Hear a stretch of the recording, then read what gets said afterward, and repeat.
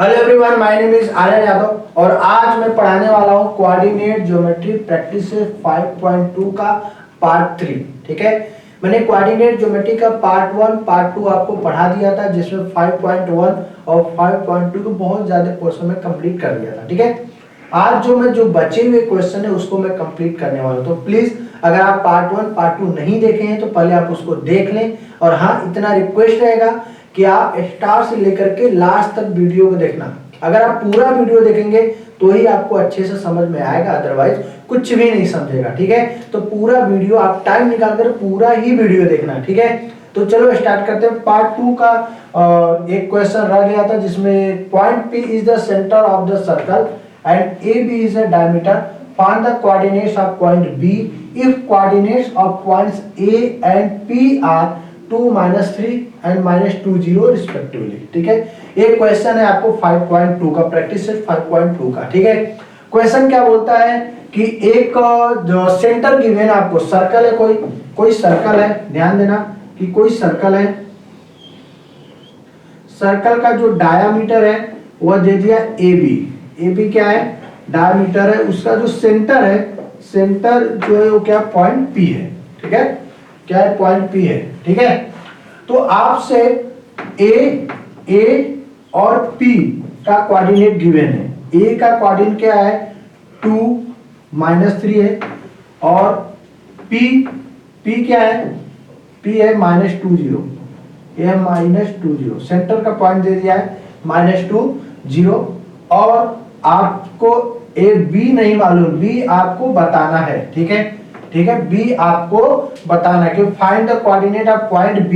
तो आपको मालूम है, हम इसको x1 y1 लेते हैं, इसको हम लोग x2 y2 लेते हैं, और ये क्या होता है, x y लेते हैं। ठीक है, ध्यान से समझो। पहले एक बात समझ लो, मैं आपको क्वेश्चन में क्या बताया था कि अगर कोई लाइन हो, इसका कोऑर्डिनेट A और B, A जो होता है x1 y1, B होता है आपको x2 y2 गिवन हो, और कोई एक पॉइंट हो इस लाइन पे जो m रेशियो n फॉर्म में क्या करें, डिवाइड करें। तो ऐसे केस में जो फॉर्मूला होता है x इक्वल टू, इस पॉइंट को क्या x और y बोलते हैं, x equal to m x2 plus n x1 upon m plus n, ये x के लिए होता है। ठीक है, और y के लिए फॉर्मूला क्या बनता है, y equal to m x2 sorry m y की बात करें तो m y2 plus n y1 upon m plus n। ठीक है, ओके। इस पॉइंट को फाइंड आउट करने के लिए ये फॉर्मूला हम लोग यूज करते हैं, आपको इसके पहले वाले लेक्चर में पार्ट में मैंने बताया था। ठीक है, बट यहाँ पे सेंटर की बात किया जाए, यही जो पॉइंट हो लाइन का मिड पॉइंट बन जाए, क्या बन जाए, मिड, मतलब m इक्वल टू क्या हो जाए, n हो जाए। जब इक्वल पार्ट में कैंसिल करें, m इक्वल टू n हो जाए, ऐसे केस में मिड पॉइंट की जब बात करते हैं या सेंटर की बात करते हैं, ऐसे केस में x इक्वल टू हो जाता है क्या, x1 plus x2 divide by 2, and y equal to हो जाता है y1 plus y2 divide by 2। आप ध्यान से समझो कि अगर एक पॉइंट मिड पे नहीं होता, लाइन के मिड पे अगर कट नहीं करेगा तो फॉर्मूला ये बनता है। लेकिन जब m और n इक्वल, जब मिड पॉइंट पे कट करेगा, इसका मतलब जो m और n की वैल्यू क्या हो जाएगी, इक्वल हो जाएगी। जब m और n की वैल्यू इक्वल हो जाएगा तो यहां से हम लोग क्या कर लेंगे, m और को कॉमन ले लेंगे, तो फॉर्मूला आपको a बन करके आ जाएगा। तो मतलब इतना ध्यान रखना, फॉर मिड पॉइंट के लिए जो फॉर्मूला बनता है वह x equal to x1 plus x2 divide by 2, y equal to y1 plus y2 divide by 2, ये फॉर्मूला बनता है फॉर मिड पॉइंट। तो यहाँ पे भी अगर सेंटर की बात किया जा रहा है तो इसका मतलब ये a और v, और ये क्या होगा, सेंटर होगा, इसका मतलब सेंटर मतलब मिड पॉइंट, तो मिड पॉइंट का फॉर्मूला यहाँ पे लगाएंगे। ठीक है, इतना बात याद रखना। अब देख लो, x की वैल्यू दे दिया -2, y की वैल्यू 0, तो x के जगह क्या पुट करोगे, -2, x1 के जगह 2 प्लस x2 आपको फाइंड आउट करना है अपॉन 2। देखो क्रॉस मल्टीप्लाई करोगे तो क्या हो जाएगा, -4 इक्वल टू 2 प्लस x2, यहाँ से x2 इक्वल टू निकल के आएगा -4, 2 इधर जाएगा तो -2, मतलब x2 इक्वल टू होगा -6। x2 की वैल्यू क्या हो गई, -6। ठीक है, ध्यान दो। y equal to y1 plus y2 divide by 2। तो y की वैल्यू क्या है, देखो y की वैल्यू गिवन है 0 इक्वल टू y1 क्या है -3 प्लस y2 फाइंड आउट करना है डिवाइड बाई 2। क्रॉस मल्टीप्लाई करोगे 2 का 0 से मल्टीप्लाई होगा तो 0 -3 प्लस y2, यहाँ से y2 इक्वल टू हो जाएगा -3 इधर आ जाएगा तो +3 y2 इक्वल टू क्या हो जाएगा 3। इसका मतलब जो b का जो पॉइंट होगा, b का पॉइंट जो x2 और y2 हो जाएगा -6 and 3। ये हो जाएगा आपका आंसर। ध्यान से समझ लो, क्वेश्चन बच्चों के समझ में आता नहीं तो देख लो, क्वेश्चन में पॉइंट P दिया है, बोल रहा है जो पॉइंट P हो क्या है, सेंटर है। सेंटर का मतलब लाइन का मिड पॉइंट हो गया, ठीक है। जब मिड पॉइंट हो जाएगा वहां m इक्वल टू n हो जाएगा। जब m इक्वल टू n हो जाएगा तो ये फॉर्मूला आपको ऐसा बन जाएगा, ठीक है, क्योंकि mn इक्वल हो गया। तो मिड पॉइंट के लिए फॉर्मूला एक चीज लर्न करना, ठीक है, x1 y1 ये हो गया x2 y2 और मिड पॉइंट को हम लोग फॉर्मूला क्या लिखते हैं, x और y लिखते हैं, ठीक है। जो पॉइंट कट कर रहा है लाइन को x और y होता है, तो x और y की वैल्यू हमने इस तरह से फाइंड आउट कर लिया, ठीक है। बहुत इजी है, पॉज करके आप लिख सकते हो, ठीक है। मैं रफ करता हूं।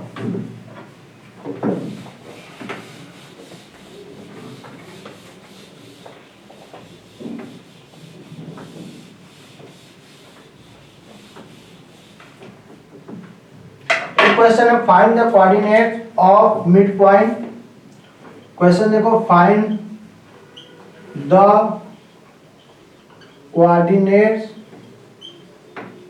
Of mid point. Mid point किसका कोऑर्डिनेट करना है, 22, 20 एंड 0, 16 का। देखो ए आपको क्या है, दो पॉइंट गिवन है और मिड पॉइंट का कोऑर्डिनेट निकालना। इसका मतलब हो गया कोई लाइन है, लाइन का जो x1 y1 है वो दे दिया है 22 और 20 दे दिया है, और x2 और y2 जो है वो दे दिया है 0, 16 दे दिया है। तो यहाँ पे एक पॉइंट है जो मिड पॉइंट है, मिड पॉइंट इसका मतलब एक्स वाई ले लेते हैं। तो इस x और y की वैल्यू आपको फाइंड आउट करना है, ठीक है। क्वेश्चन ये बोल रहा है x1 y1 दे दिया, x2 y2 दे दिया, आप x और y फाइंड आउट करो। तो फॉर्मूला आपको मैंने इसके पहले बताया कि जब भी मिड पॉइंट की बात किया जाए तो वहां पे रेशियो की जरूरत नहीं है, क्योंकि वहां पे m इक्वल टू n होने वाला है, तो ऐसे में कॉमन होकर के कैंसिल हो जाएगा, ठीक है। तो फॉर्मूला क्या मिलेगा, x equal to x1 plus x2 divide by 2 and y equal to क्या मिलेगा, y1 plus y2 divide by 2, ठीक है। तो x इक्वल टू हो जाएगा x1 कितना 22, देखो ये x1 हो गया, y1 हो गया, ये हो गया x2, ये हो गया y2। तो 22 प्लस x2 क्या है 0 divide by 2, x equal to हो गया 22 बाई 2 मतलब 11 2 जा, x इक्वल टू क्या मिल गया 11 मिल गया, ठीक है। ऐसे y इक्वल टू निकाले, y equal to y1 plus y2 divide by 2, तो y इक्वल टू y1 कितना है 20 प्लस y2 कितना है 16 divide by 2, y equal to 20 plus 16 क्या हो जाए 36 डिवाइड बाई 2, 18 2 जा 36, तो y इक्वल टू क्या मिल गया 18।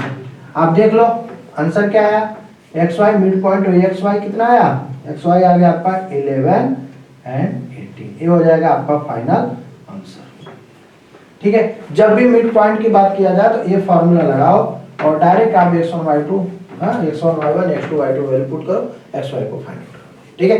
क्वेश्चन या तो x इसमें से x1 y1 या तो x2 y2 या xy तीनों में से कोई एक निकालने के लिए देगा, तो दो वैल्यू आपको गिवन रहेगा, एक निकालना होगा, फार्मूला आपको ये अप्लाई करना होगा। आज अच्छे से फार्मूला अप्लाई करके प्लस माइनस का ध्यान दोगे तो मिस्टेक किधर भी नहीं होने वाला है, ठीक है। तो चलिए रफ करते हैं, नेक्स्ट लेवल का क्वेश्चन लेते हैं।